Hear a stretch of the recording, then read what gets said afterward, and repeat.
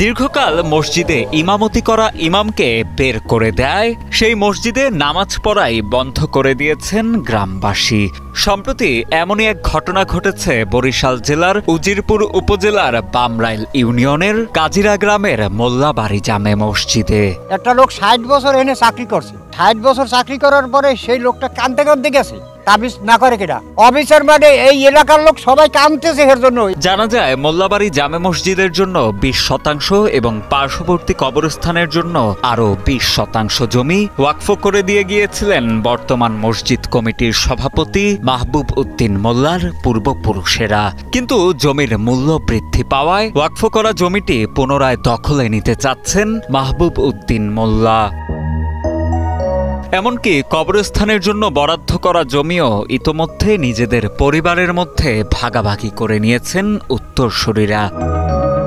আর দীর্ঘকাল এই মসজিদে ইমামতি করার সুবাদে এসব বিষয় সম্পর্কে ইমাম সাহেব আগে থেকেই জানতেন বলে জোর করে তাকে চাকরিচ্যুত করা হয়েছে বলে দাবি স্থানীয়দের। এখন এই আমার ইমাম সাহেব ছিল, সেই ইমাম সাহেব আমরা কৌশল করিয়া নির্যাতন করিয়া তার ইমাম সাহেব দিয়েছি। ৪০ বছর তিনি ইমামতি করছে। আপনি এই এলাকায় হচ্ছে শোনো কাজীরা আশপাশ দিয়েই দেন যে ইমাম সাহেবের মতো একটা লোক আছে কিনা, সেই লোকটা ওনার নির্যাতন করে উঠে দিতেছে।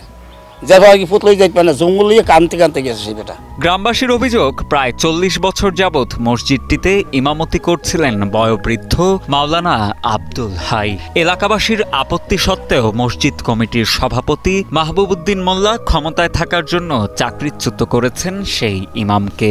এমনকি মসজিদ কমিটির সভাপতির তোপের মুখে রাতের আধারে সেই ইমামকে গ্রাম ছাড়তে হয়েছে বলেও জানান গ্রামবাসী। 40,000 দামের ওই নারকেল গাছ লাগাইছে, আমরা নারকেল খাইছি। এই 38 বছর ইমামতি করছে। এখানে কমিটি আছে, কমিটির মাধ্যমে মনে কেউ জানায় না, কিন্তু সামাজিক আমরা যে মুক্তা দিয়েছি আমাকে কেউ জানায় না। আর একলার মনে করে এই হুজুরে বিদায় দিয়েছে, এই রাস্তা লই যেতে নেই, এই জঙ্গল দিয়ে কানতে কানতে গেছে।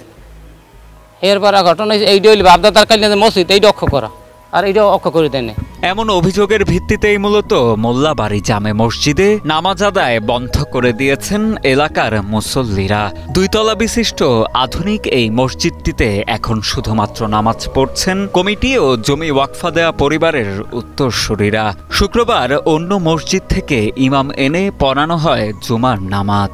সিদ্ধান্ত একটা হইবেই, যেহেতু একটা গন্ডগোল হইলে সামাজিক হোক পারিবারিক হোক একটা সমাধান আছে। আমরা নামাজ পড়িতেছি, জুমা আয় বাইরে থেকে আসে নিয়ে আসে এখান থেকে। মূলত গ্রামবাসীকে না জানিয়ে ইমামকে চাকরিচ্যুত করায় ক্ষোভে ফুঁসে উঠেছে গ্রামবাসী। এমনকি ২ তলা বিশিষ্ট মসজিদটিতে নিজেদের অনুদানে লাগানো লাইট, ফ্যান, মাইক ও আইপিএস খুলে এনে এখন নামাজ পড়া শুরু করেছেন ২০ বছর আগে পরিত্যক্ত ঘোষণা করা একটি পুরাতন মসজিদে। ওটাও আমাদের, এটাও আমাদের, স্বীকার করি, কিন্তু ওটা তার কিছু ব্যক্তিগত তাদের কথা এবং কালচার। কেন মসজিদ কারো ব্যক্তিগত হইতে পারে না এবং কারো প্রতিষ্ঠান হইতে পারে না যে সেই প্রতিষ্ঠানে আমি তার কাছে।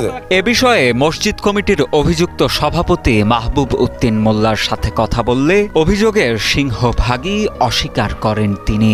শরিয়া বহির্ভূত নিয়মে গ্রামের নারীদের তাবিজ দিতেন বলে ইমামের বিরুদ্ধে উল্টো অভিযোগ করেন অভিযুক্ত এই সভাপতি। আমরা যে মাওলানা সাহেবকে বিদায় দিছি, এটা আমি যেভাবে দেওয়া উচিত সেভাবে দিতে পারি না। উনি তাবিজ লেখে, এটা ইসলামে বৈধ না। আর উনি যেখানে বসে, ওনার চারিপাশে মহিলারা বসে, বোরকা ঠোরকা ফালাইয়া তারা তার সামনে বসে, এটা তাবিজ তোমার দেয়, এটা সুস্পষ্ট শরীয়তের খেলাফ।